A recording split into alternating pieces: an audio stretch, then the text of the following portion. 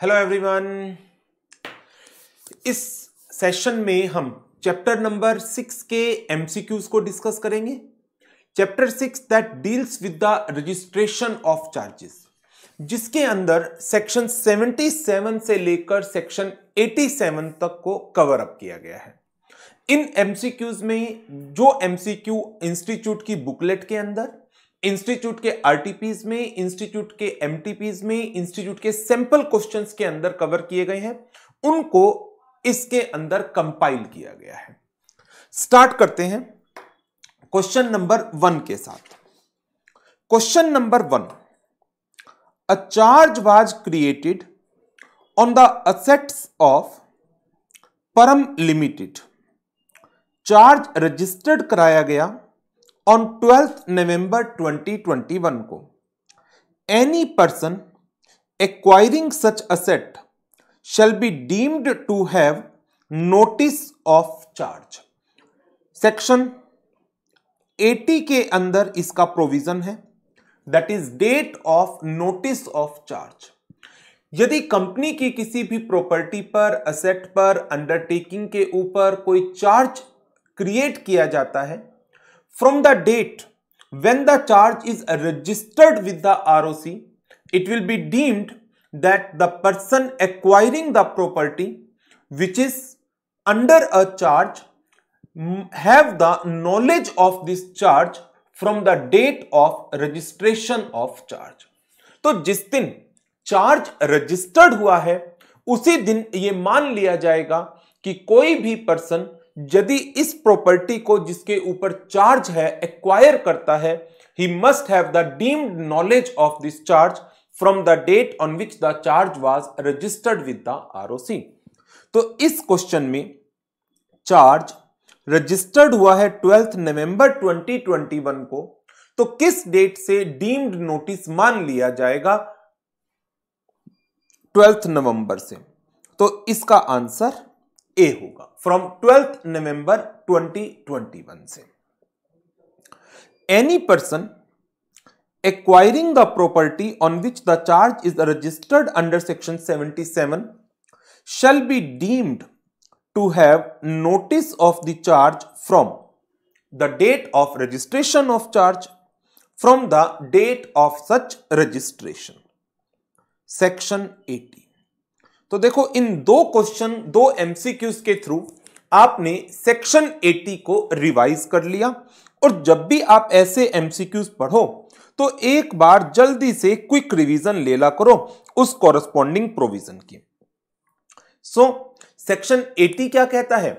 Where any charge on any property, asset or undertaking of the company is registered under section 77, any person acquiring such property, asset or undertaking or part thereof or any share or interest therein shall be deemed to have notice of the charge from the date of such registration।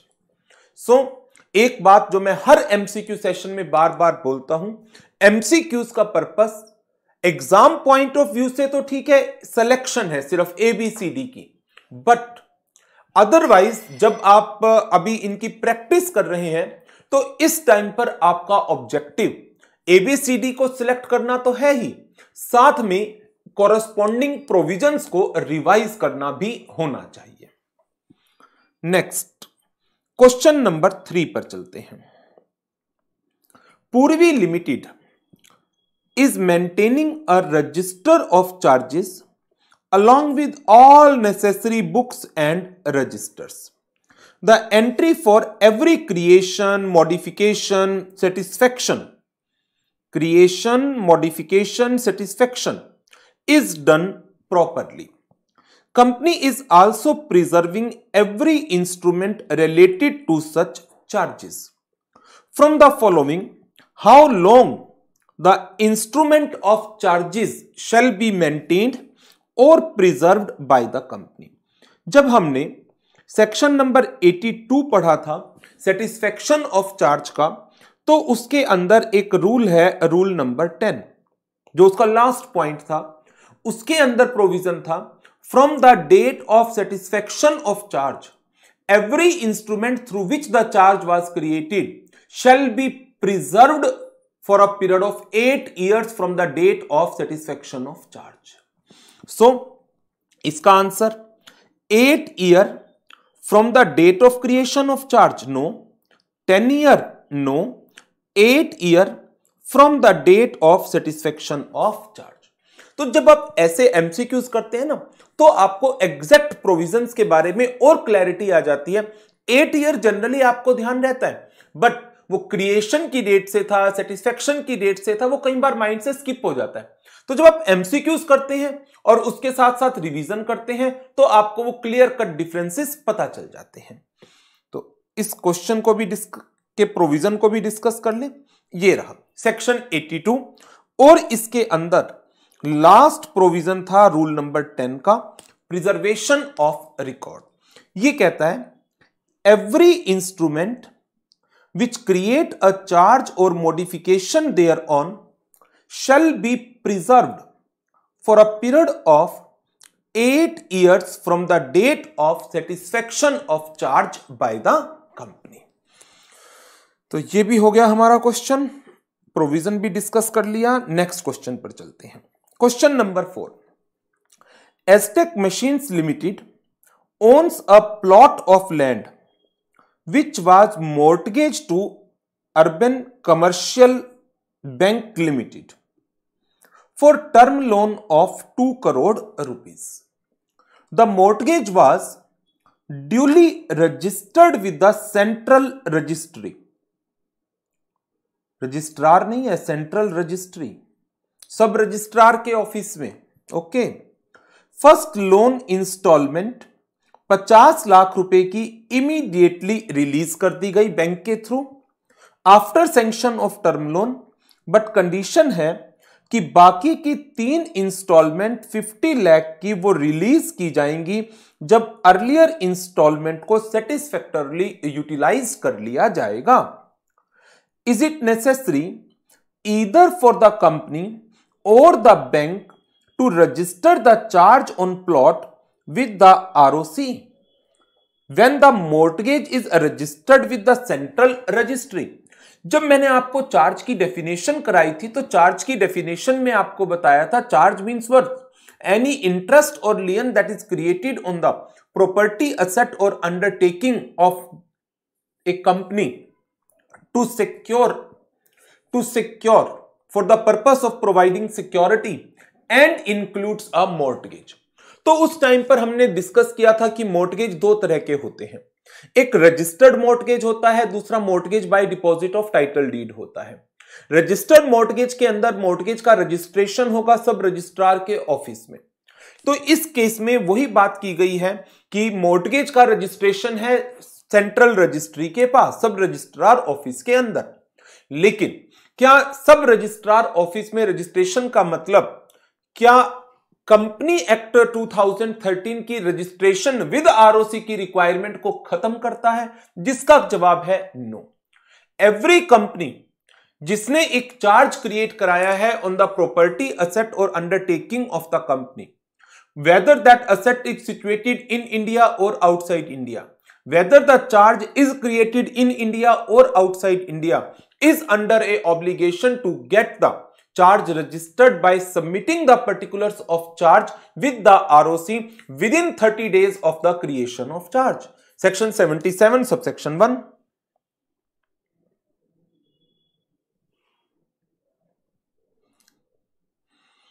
It shall be the duty of the company creating a charge within, एक second रुको, मैं revise भी करा देता हूं, इसको clear कर देता हूं.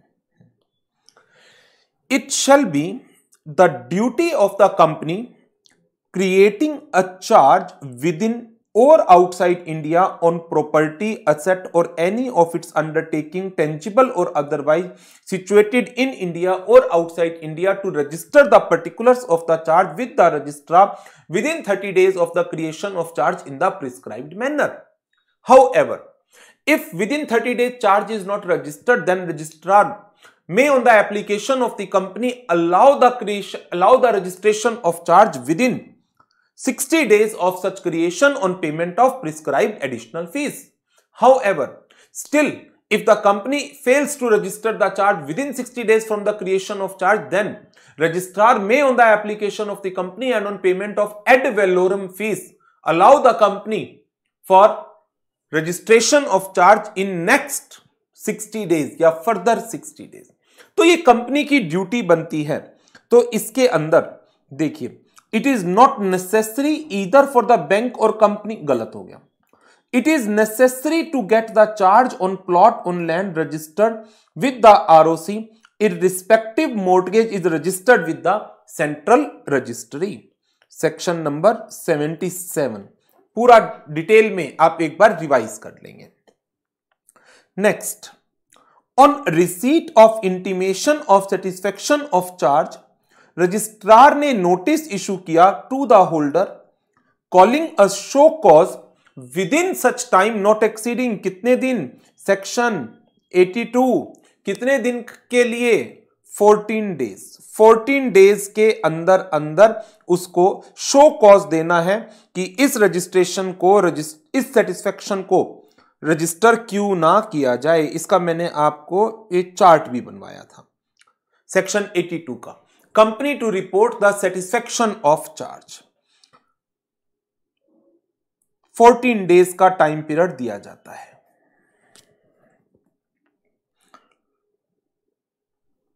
सेक्शन 82, तो आंसर हो गया ए. नेक्स्ट क्वेश्चन नवंबर 19 के आरटीपी का है.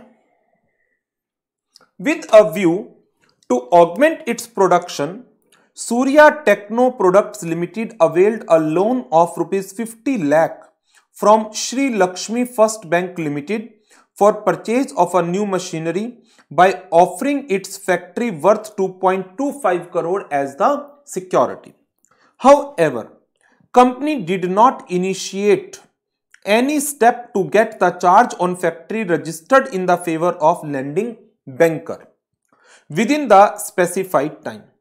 As soon as charge holder bank came to know about the non-registration, it applied to the registrar for registration of charge along with the instrument creating the charge and paid the requisite fees. Section 78 में इसका provision है कि यदि company charge को registered नहीं कराती है with in the specified time, then charge holder may apply to the registrar for the registration of charge and pay the requisite fees. Advise the bank, क्या ये फीस जो उसने रजिस्ट्रेशन ऑफ चार्ज के लिए पे की है वो रिकवर कर सकता है. सेक्शन 78 के अंदर ही ये प्रोविजन है कि चार्ज होल्डर जो फी पे करता है रजिस्ट्रार को for the purpose of registration of charges, वो फीस रिकवर करने के लिए एंटाइटल्ड है. तो सेक्शन 78 इसका प्रोविजन भी एक बार क्विकली रिवाइज कर लेते हैं.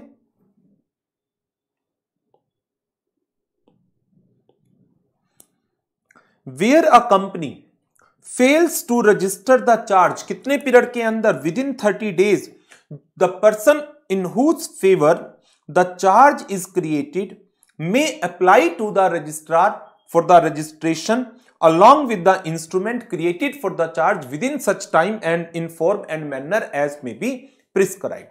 Registrar क्या करेगा, within a period of 14 days after giving notice to the company, unless the company itself register the charge or show sufficient cause why such charge should not be registered, allow such registration on payment of such fees as may be prescribed.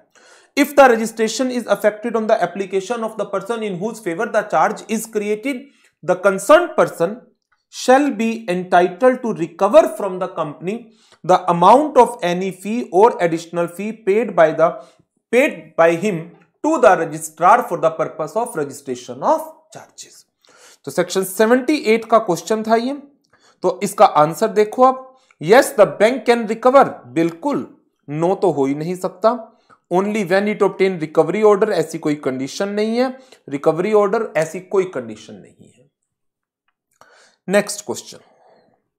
a charge was created by Cygnus Software Limited on its office premises to secure a term loan of 1 crore rupees availed from Next Gen Commercial Bank Limited through the instrument of charge executed by both the parties on 16th January 2022. Okay. 16 जनवरी 2022 को charge create हुआ है. Inadvertently, the company could not get the charge registered with the ROC within the first statutory period. First statutory period section 77 के अंदर कितना है? 30 days from the date of creation of charge. And the default was made known to it by the lending banker with a stern warning to take immediate step for the rectification. Advise the company regarding the latest date within which it must register the charge so that it is not required to pay a specific type of fees. Specific type of fees ad valorem fees है. Ad valorem fees ना पे करनी पड़े तो कितने दिन में charge registered करा लेना चाहिए? कब क्रिएट हुआ? 16 फरवरी को. 16 फरवरी 2022 को यदि चार्ज रजिस्टर्ड होता, क्रिएट होता है, इसके 30 डेज, 12 दिन फरवरी के हो गए तो 18 दिन मार्च के, 18th of March 2022. इसमें रजिस्टर्ड नहीं हुआ तो अगले 30 दिन, 13 दिन मार्च के, 17 दिन अप्रैल के, 17 अप्रैल 2022 तक एडिशनल फीस के साथ चार्ज को रजिस्टर्ड कराया जा सकता है. इसके बाद अगले 60 डेज, नेक्स्ट 60 डेज, अप्रैल के 13, मई के 31 और जून के कितने बचेंगे? 16. 16 जून 2022 तक on payment of add valorem fees charge को रजिस्टर्ड कराया जा सकता है. तो इसमें कि एड वैलोरम फीस ना पे करनी पड़े तो चार्ज को कब तक रजिस्टर्ड करा लेना चाहिए? आंसर आएगा 17 अप्रैल तक. With a view to avoid the penalty, a specific time of fees, company must get the charge registered by its 27th April. No. 17th April 2022. ठीक है. सेकेंड में no, company can not. No. Answer आ गया B. 17th अप्रैल तक और section है 77. Next question RTP नवंबर 19 का question है. Splish Games and Toys Limited was sanctioned a term loan of 60 lakh by John Industrial Bank Limited on 21st of November 2021. As a security, company offered its office premises situated at Bandra, Mumbai. Instrument of charge was executed. Company failed to get the charge registered with the registrar within the first as well as secondary period available. This was adversely commented by the internal auditor of the bank, and therefore after a strict advisory received from Shahji, the senior manager of the bank, company was prompted to take the steps for the registration of charge. First period गया है, second गया है, third बचा हुआ है. Third बचा हुआ है कितना? Further 60 days. चार्ज क्रिएशन के 60 डेज के बाद फर्दर 60 डेज, लेकिन एड वैलोरम फी पे करनी पड़ेगी. Name the specific type of fee which the company is not now required to pay. Simple question था, ad valorem fees. MTP March 21 का question है. The instrument creating a charge or modification thereon shall be preserved for a period of 8 years. Rule number 10 जो section 82 के साथ हमने पढ़ा था, अभी डिस्कस भी किया. क्वेश्चन नंबर 1 एंड 2 भी उसी पर बेस्ड थे. Next, an interest or लियन created on the property or assets of the company or any of its undertaking or both as the security is known as the charge. section 2 clause 16.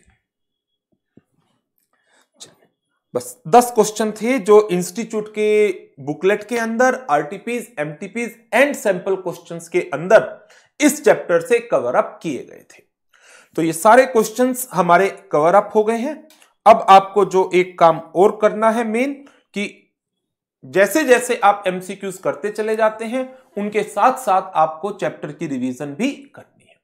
Subject के ऊपर एक command create करनी है, एक confidence level चाहिए, तो आपको written practice plus regular revision जरूर करनी चाहिए।